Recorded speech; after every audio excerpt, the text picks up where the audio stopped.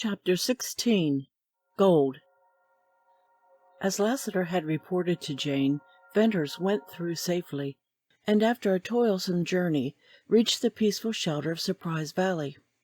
When finally he lay wearily down under the silver spruces, resting from the strain of dragging packs and burros up the slope and through the entrance to Surprise Valley, he had leisure to think, and a great deal of time spent in regretting that he had not been frank with his loyal friend, Jane Withersteen.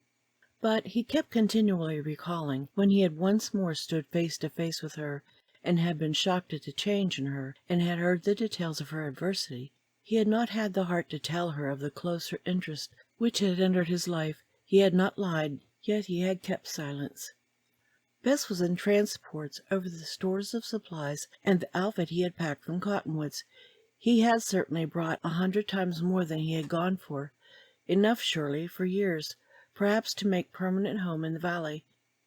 He saw no reason why he need ever leave there again. After a day of rest, he recovered his strength and shared Bess's pleasure in rummaging over the endless packs, and began to plan for the future. And in this planning, his trip to Cottonwoods, with its revived hate of toil and consequent unleashing of fierce passions, soon faded out of his mind.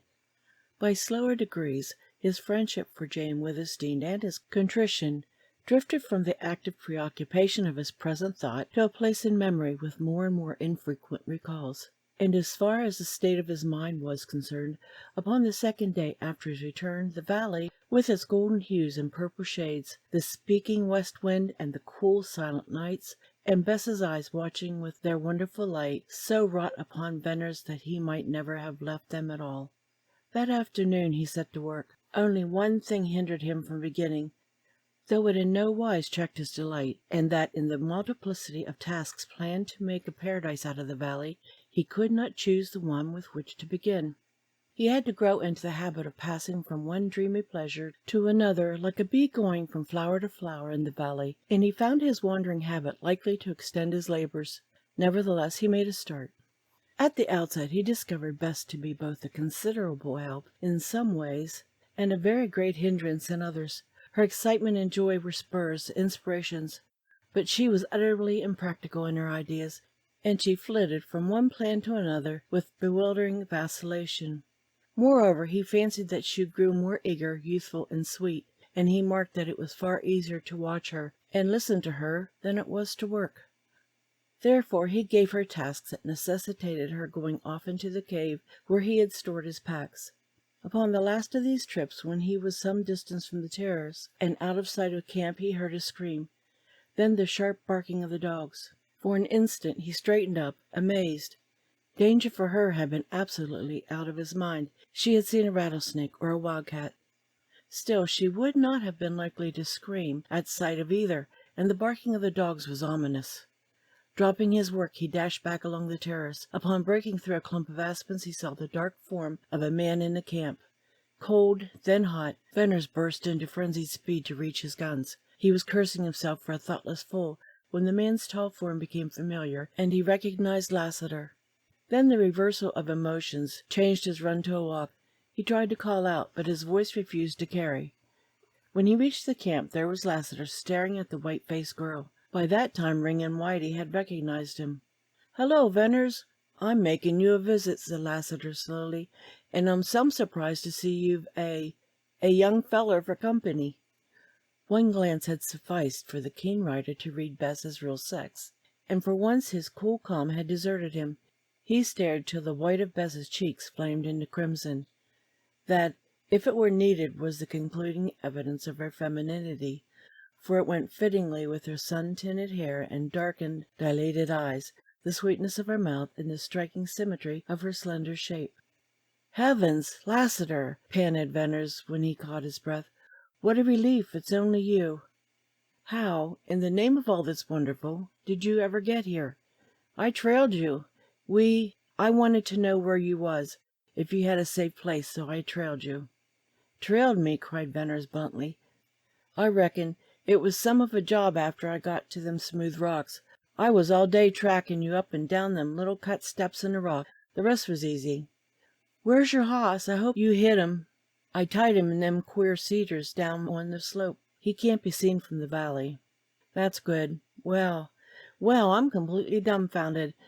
It was my idea that no man could track me in here, I reckon, but if there's a tracker in these uplands as good as me, he can find you." "That's bad. That'll worry me. But Lassiter, now you're here, I'm glad to see you, and my companion here is not a young fellow. Bess, this is a friend of mine. He saved my life once." The embarrassment of the moment did not extend to Lassiter. Almost at once his manner as he shook hands with Bess relieved Venner's and put the girl at ease. After Venner's words and one quick look at Lassiter, her agitation stilled, and, though she was shy, if she were conscious of anything out of the ordinary in the situation, certainly she did not show it. "I reckon I'll only stay a little while," Lassiter was saying, "and if you don't mind troublin', I'm hungry. I fetched some biscuits along, but they're gone. Venner's, this place sure is the wonderfulest ever seen. Them cut steps on the slope, that outlet into the gorge, and it's like climbing up through hell into heaven to climb through that gorge into this valley. There's a queer-looking rock at the top of the passage. I didn't have time to stop. I'm wondering how you ever found this place. It sure is interesting." During the preparation and eating of dinner, Lassiter listened mostly, as was his wont, and occasionally he spoke in his quaint and dry way. Venner's noted, however, that the writer showed an increasing interest in Bess. He asked her no questions, and only directed his attention to her while she was occupied and had no opportunity to observe his scrutiny. It seemed to Venner's that Lassiter grew more and more absorbed in his study of Bess, and that he lost his coolness in some strange, softening sympathy. Then, quite abruptly, he rose and announced the necessity for his early departure. He said good-bye to Bess in a voice gentle and somewhat broken, and turned hurriedly away. Venner's accompanied him, and they had traversed the terrace, climbed the weathered slope, and passed under the stone bridge before either spoke again. Then Lassiter put a great hand on Venner's shoulder and willed him to meet a smoldering fire of gray eyes. "Lassiter, I couldn't tell Jane. I couldn't," burst out Venner's, reading his friend's mind. "I tried, but I couldn't. She wouldn't understand, and she has troubles enough. And I love the girl. Venner's, I reckon this beats me. I've seen some queer things in my time, too. This girl, who is she?" "I don't know." "Don't know? What is she, then?" "I don't know that either. Oh, and it's the strangest story you ever heard. I must tell you, but you'll never believe.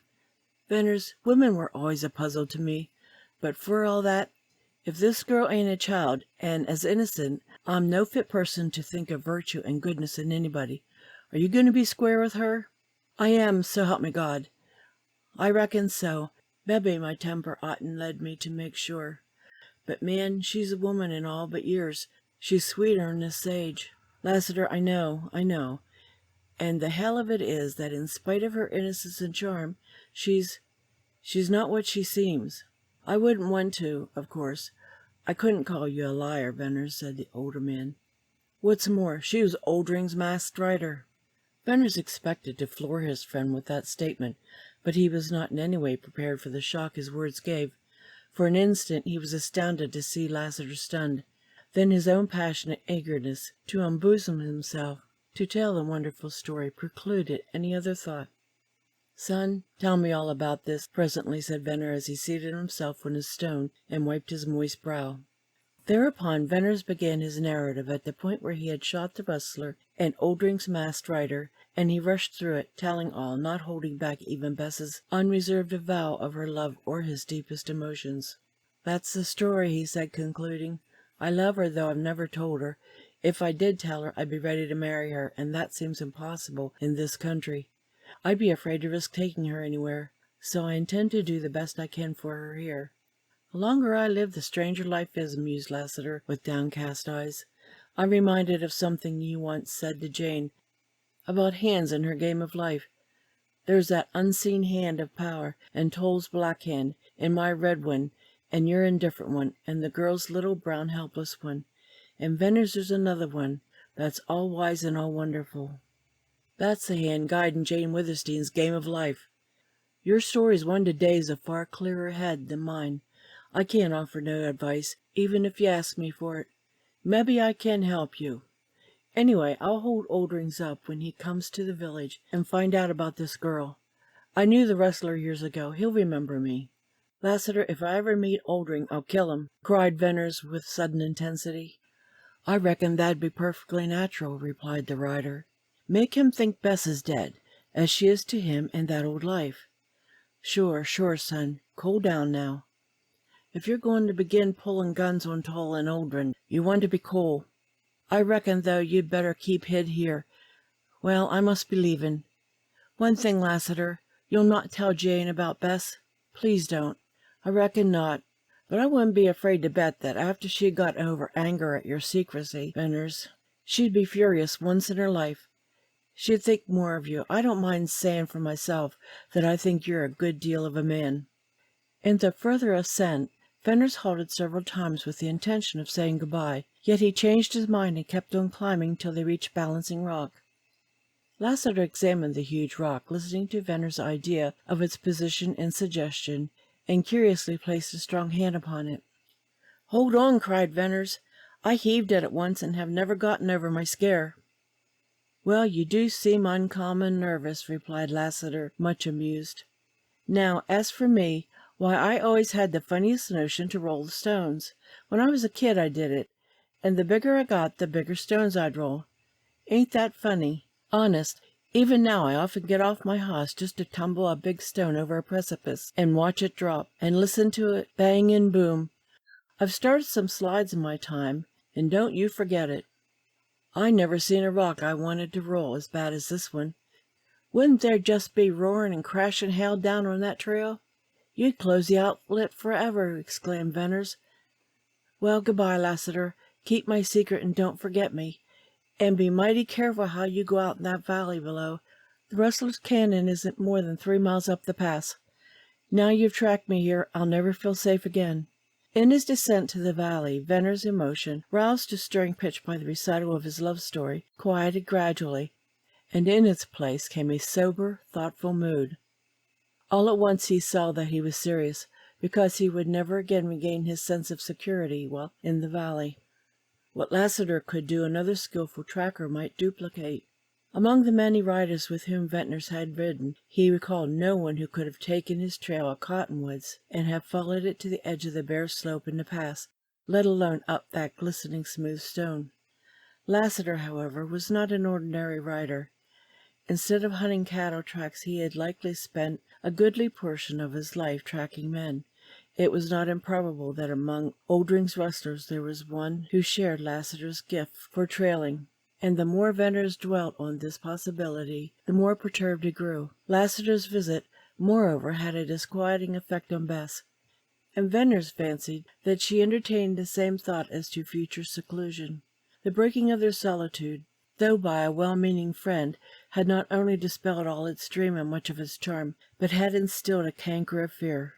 Both had seen the footprint in the sand. Ventners did no more work that day. Sunset and twilight gave way to night, and the canyon bird whistled its melancholy notes, and the wind sang softly in the cliffs, and the campfire blazed and burned down to red embers. To Ventners, a subtle difference was apparent in all of these, or else the shadowy change had been in him. He hoped that on the morrow this slight depression would have passed away. In that measure, however, he was doomed to disappointment. Furthermore, Bess reverted to a wistful sadness that he had not observed in her since her recovery. His attempt to cheer her out of it resulted in dismal failure, and subsequently in a darkening of his own mood. Hard work relieved him. Still, when the day had passed, his unrest returned.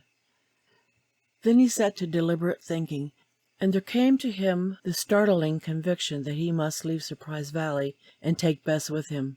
As a rider he had taken many chances, and as an adventurer in Deception Pass he had unhesitatingly risked his life, but now he would run no preventable hazard of Bess's safety and happiness, and he was too keen not to see that hazard.